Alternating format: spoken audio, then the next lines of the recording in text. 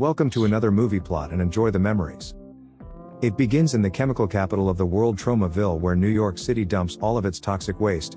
Our underdeveloped protagonist Melvin works as a mop boy at the town's health club and gets bullied all day for being skinny by these douchebags. The one looking straight at camera's Bozo with his girlfriend Julie, and he's a complete friggin' psychopath with stress levels beyond comprehension. The janitor's also horrendously clumsy, which lends himself to being targeted by the walking aneurysm, and his Corey Feldman looking buddy Slug. His own girlfriend Wanda comes off as a little less insane until you learn that Beavis and Butthead here are serial killers, and she finds that attractive. It's not like these guys take this crap seriously anyway, and when Bozo has a total meltdown because he found some loose skin, Slug takes Wanda into the back room to show her the slug because you knew that line was coming. Melvin walks in on the couple by accident but gets scared away by the knife-wielding jockey, as everybody in this town seems to be violent. That night the bullies go out driving on the sauce, and Bozo talks about getting double points in a game of run over the minorities. Children aren't exempt from the douchery, so when they cross a young boy on his bicycle, Bozo doubles back to run him over. Noticing the boy still alive, Bozo reverses over his head and the girls both get out to take photos of the corpse. As I'm telling you, these people are evil. They all deserve what's coming to them, but not tonight, as Slug needs to go home early because he has church in the morning. The next day Melvin's creeping around the squash courts when Julie comes up with a plan, as I swear these girls are worse than their boyfriends. She seduces the lonely janitor into the locker room and pretends like she's just broken up with Bozo for the irresistible Melvin.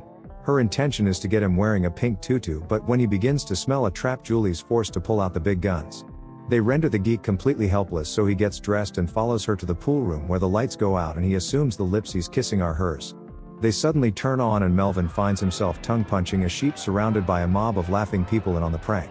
Like a stampede, they chase Melvin through the building and out of a second-story window and straight into a conveniently placed drum of toxic waste. It's actually a rather unfortunate placement, as the driver only just pulled over so that he and his buddy could partake in these huge bags of blow. The chemicals immediately cause Melvin's flesh to melt off as the whole town comes out to watch, and Bozo just insists that the little dweeb's faking it. Even when an officer catches fire just from touching him and Melvin runs off to be completely consumed by the flames, does Bozo say that he just can't take a joke. Despite the traumatic event, Melvin manages to stagger home and begins attempting to clean off the chemicals in the bathtub, but it doesn't work. He begins transforming with some seriously nasty special effects, but Mother thinks that somehow all this green goo means that her son's just going through puberty.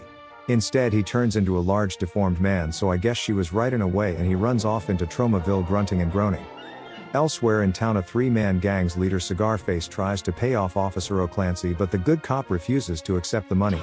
The thug's leader shows us why he got the nickname, then beats up O'Clancy in another one of these scenes that go from comical to violent real quick. When the leader prepares to blow off his balls, our protagonist arrives and gives old Cigar Face a thrashing with a focus on the giblets. He stuffs him into a barrel before shattering his boy Knuckles' nose and countering the athletic nipples with a schoolyard eye poke.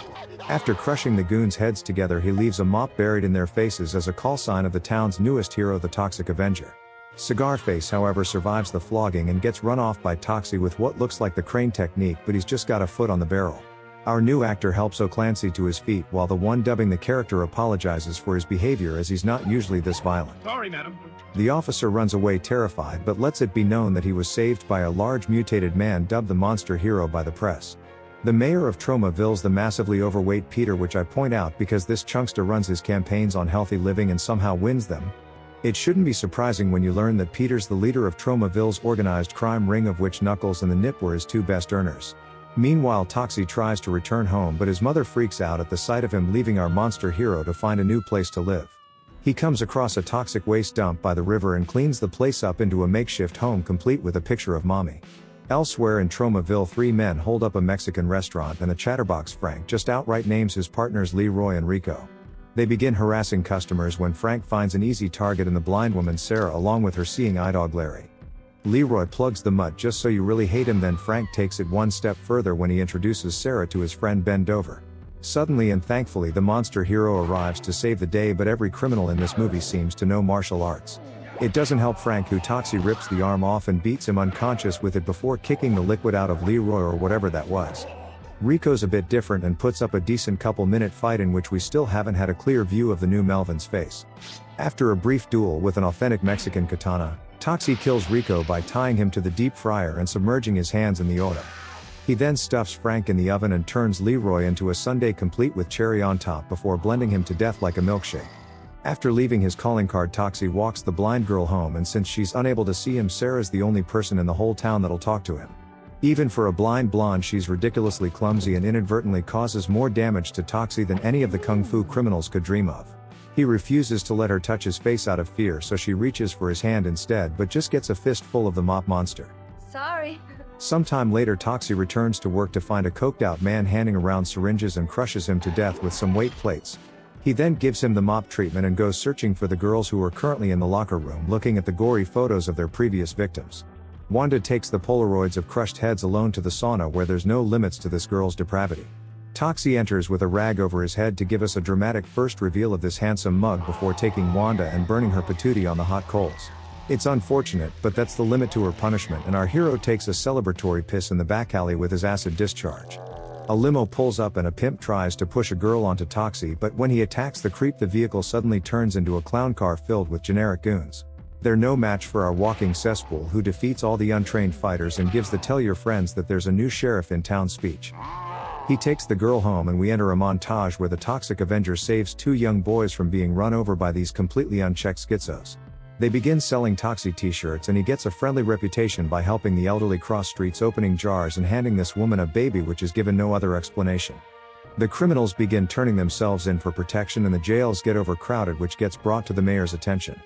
The Huttian man becomes nervous that the monster's killing spree will eventually lead to him, so he sends Cigar Face and a group of goons to assassinate him. As they fire on Toxie, he leaps up onto a fire escape, and they all just end up killing each other with the crossfire. One day, while Sara's leaving the store, she gets harassed by another gang of amateur thugs, as this town's just riddled with them. The monstrous Melvin's reputation scares them all away, and the two develop a romantic relationship as they continue seeing each other. Sara's taken to Toxie's radioactive home, which will probably cause her to grow a second head while he visits her place in return, but it's only slightly cleaner.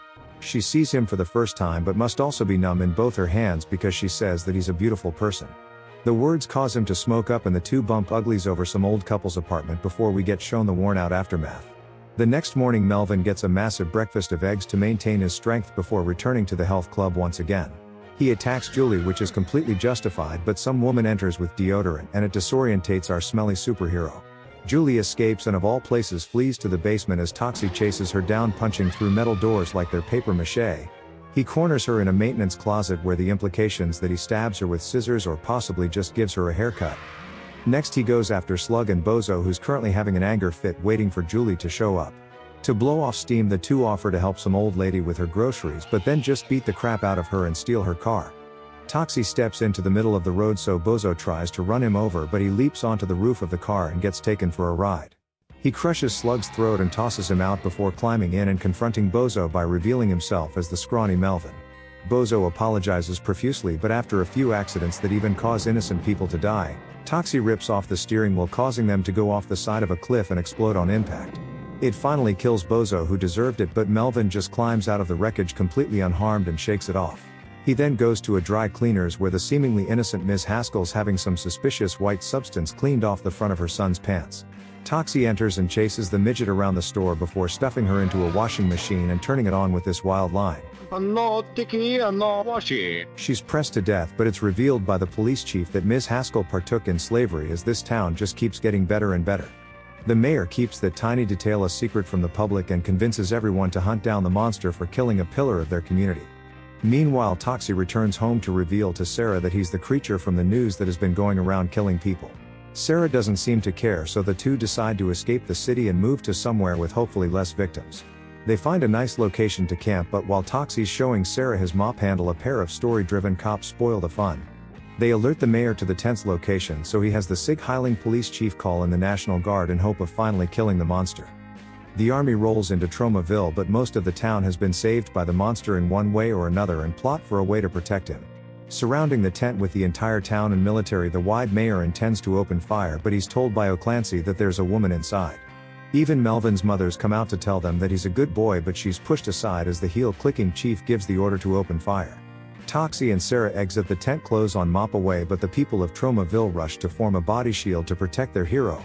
He tells them all to stand aside, but still nobody is willing to open fire as they've all been affected by him in a good way. The mayor threatens to kill O'Clancy for messing up his shot, but everybody likes that guy, so this gives Toxie permission to kill the fat slob. He slow walks through all of his bullets without reacting, then rips out the cowering man's massive stomach to see if he has any guts. Meanwhile, Sara's been going through it, as apparently none of these other people could help a blind girl falling over without superpowers like Melvin. They celebrate the monster ridding Tromaville of all the evil, and the voiceover dubs our hero the Toxic Avenger. And the movie ends.